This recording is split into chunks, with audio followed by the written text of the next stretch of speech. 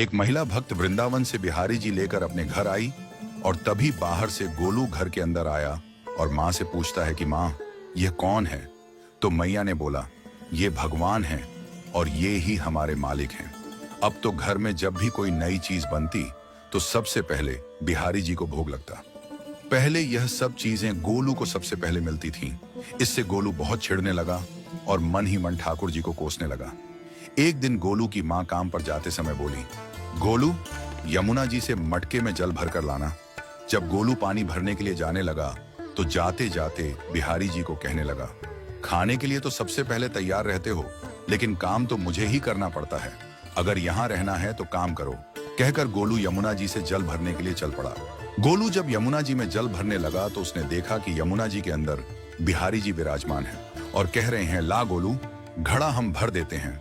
गोलू उनको देखकर हैरान हो गया और बोला, नहीं नहीं, मैं अपने आप भर लूंगा।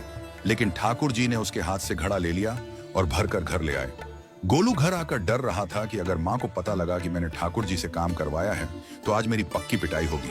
माँ ने घर आकर बिहारी जी को गीले कपड़ों में देखा तो एकदम से हैरान हो गई और कहने लगी कि गोलू, ये जरूर तेरी शरारत है, जरूर तूने ही इन पर जल डाला है। गोलू ने अपनी माँ को समझाने का बहुत प्रयास किया, लेकिन माँ ने उसको डांट कर चुप करा दिया और ठाकुर जी के भीगे हुए वस्त्रों को बदलने लगी। अगले दिन जब माँ ने गोलू को अनाज पिसवाने का काम दिया तो बिहारी जी फिर अनाज का कनस्तर ले आए और माँ को ठाकुर जी के वस्त्रों के ऊपर सूखा आटा पड़ा मिला। तो माँ ने फिर गोलू को डांटा कि तुझे पता नहीं कि ये हमारे भगवान हैं और तू भगवान के साथ शरारत करता है। आज तूने फिर इनके ऊपर आटा फेंका है। तो गोलू शपथ लेकर कहने लगा, नहीं माँ, मैंने कोई शरारत नहीं करी है। ये तो मेरे हाथ से गेहूं का कनस्तर लेकर खुद पिसवा कर आए हैं।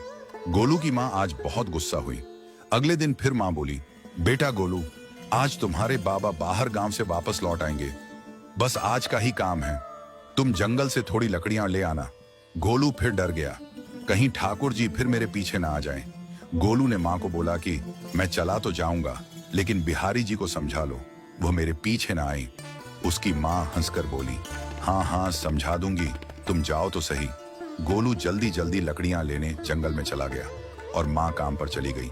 लेकिन उस दिन माँ काम से जल्दी वापस आ गई और देखा बिहारी जी अपनी चौकी पर विराजमान नहीं है। वह तो एकदम से घबरा गई कि कहीं गोलू की शरारत तो नहीं। वह भागी भागी जंगल की तरफ गई। तभी उसने देखा कि गोलू के साथ एक इंसान लकड़ियों को लेकर घर आ रहा है। गोलू की माँ यह देखकर हैरान हो गई कि यह तो बिहारी जी हैं। ये क्या हमारे भगवान हमारा काम कर रहे हैं? इसका अर्थ गोलू ठीक कह रहा था। वह जल्दी जल्दी भागकर ठाकुर जी के पास गई और लकड़ियां उनके हाथ से लेते हुए उनके चरणों में गिरकर रोती हुई बोली, हे बिहारी जी, ये आप क्या कर रहे हो? मुंह गरीब का काम क्यों कर रहे हो? ठाकुर जी मुस्कुराते हुए बोले, हमें तो तेरे बेटे पर बहुत प्यार आता है।